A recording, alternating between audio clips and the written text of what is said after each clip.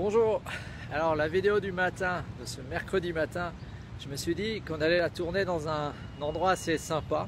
Donc je suis à Temple Square quand même, il faut quand même en faire une. Et le thème de ce matin, c'est comment faire face aux problèmes.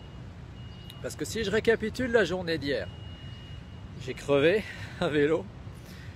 J'étais en retard, enfin j'étais à l'heure, ça allait, mais bon, ça a été compliqué d'arriver à l'hôtel Radisson pour le rendez-vous avec Delphine, puisqu'on devait être à 8h45 chez Usana, à plus de 20 km d'ici, et à 8h, on s'est retrouvés comme deux idiots, tout seuls, les Espagnols étaient tous partis, et on avait prévu de partager un Uber ensemble, donc je prends mon appli Uber, je commande, refus de paiement.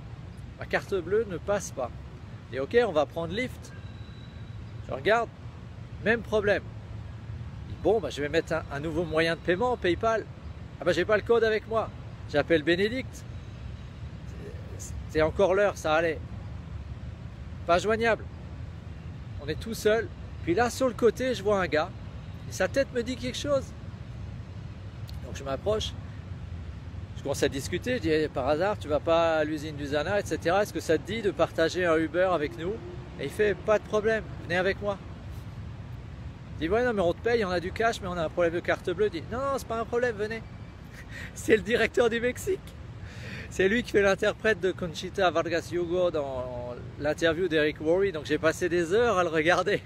Bien sûr que je le connais. Et j'aurais pas eu de problème de carte bleue. J'aurais pas eu 20 minutes pour discuter avec lui dans la voiture, alors que ça faisait 2 ans que j'essayais de l'appeler. Parce que je sais pas pourquoi, mais au Mexique, on n'arrive pas à téléphoner de l'étranger au bureau d'Usana. Et il se trouve que je voulais mettre Anaïs en relation avec un des jeunes leaders de Guadalajara. Et ben là, ça tombait bien, on a échangé nos numéros et tout, c'était nickel. Puis je lui dis, tiens, ouais d'ailleurs, je cherchais à te joindre, etc. Il fait, oui, pourquoi? Je dis, ben, je voulais mettre ma fille en relation avec Ricky. Il me dit, ah ouais, pourquoi? J'ai dit une connerie. J'ai dit, bah Ricky, il a quitté Usana. Ah bon? Donc j'ai dû expliquer pourquoi. Il fait, ah mais on a plein d'autres jeunes leaders à Guadalajara, donc aucun problème. Et, ok. Ricky est parti, mais il n'y a que des solutions. Le retour, pareil, facile. On est revenu avec 2 autres personnes, donc on n'a pas eu de soucis là-dessus. L'après-midi, c'était mon plan, aller jouer au basket sur des terrains. Il se trouve que les parcs que j'ai testés, il y a des terrains de basket, mais personne ne joue. Et le premier que j'ai testé, c'est un parc qui est infesté de SDF. Et en fait, un des gars que j'ai abordé, c'est un SDF. Donc, je dois être un des rares Usaniens à avoir discuté avec un SDF qui n'était pas con du tout. Et il avait une drôle d'attitude. Tout juste s'il n'avait pas de la compassion pour mes problèmes à moi, alors que le pauvre gars, il dort dans la rue. Franchement, sors-toi de là, gars. Hein. Ça ne peut pas durer. Et après, bon, ayant échoué sur ce point-là à rencontrer des gens qui jouent au basket, ce qui était un rêve de gosse, je dis bon ben je vais aller m'enregistrer chez Usana. Donc c'était pas ouvert et la queue était assez longue et je tombe sur Patrick Armand et sa femme et sa sœur. Donc on commence à discuter, sympa.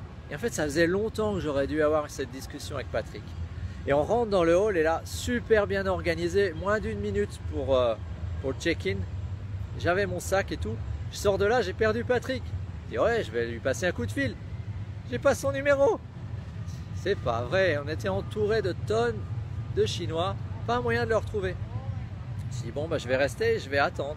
Alors je tombe sur Silva, je lui rends le health pack que je lui devais. Je tombe sur Luc Dubois, on discute et tout. Et puis enfin je reviens avec Patrick Armand. Et là, je dis ouais, il faut qu'on ait une discussion sérieuse. Et viens, on va s'asseoir sur l'escalier. On a une discussion sérieuse sur qu'est-ce qu'il faut faire pour que ça marche en France. Parce que lui comme moi, on est persuadé que le marché français, c'est un marché qui devrait aller beaucoup plus vite qu'il ne va. Et il n'y a que les Français qui peuvent le régler. La solution ne va pas venir de l'extérieur. C'est à nous de la trouver. Donc on discute. Et puis, c'est mardi soir, il y a le repas de reconnaissance le soir. Et je leur dis, ouais, il fallait changer de grade, mais je ne me suis pas qualifié. Et là, il y a sa sœur qui dit, ah ben, on pouvait venir avec un invité, j'en ai pas. On va demander à Erwin. Peut-être que c'est pas trop tard, parce que c'est dans 2 heures. Je dis, bon, ça m'étonnerait quand même. Je dis, dans le doute, je remonte chez moi prendre une douche, et vous m'appelez. Et j'étais tranquille après ma douche. Ils m'appellent, ils disent ok, c'est bon, viens. Donc c'est comme ça que je me suis retrouvé au repas de reconnaissance. Mais je ne m'étais pas qualifié. Donc toute la journée finalement ça a été que des hauts et des bas. Des trucs qui marchent, des trucs qui marchent pas. Et on a fini au roof, là-haut avec une super vue. Alors Vincent, t'avais raison, hein, la vie nocturne de Salt Lake, ça relève plus de l'abstinence. Si on veut vin blanc, vin rouge, c'était plutôt San Pellegrino et jus de tomate. Pas de vin. Et bien sûr, on était les derniers dans le resto. C'est les Français qui font la fermeture, quoi. Parce qu'ils étaient allés se coucher comme des poules. Bon allez, aujourd'hui, photo avec Myron Wentz. Mais avant ça, invitation à une conférence d'auditeurs. Christine Cox m'a invité. Donc j'enchaîne plein de trucs. Et je vous en dirai plus demain matin. Salut!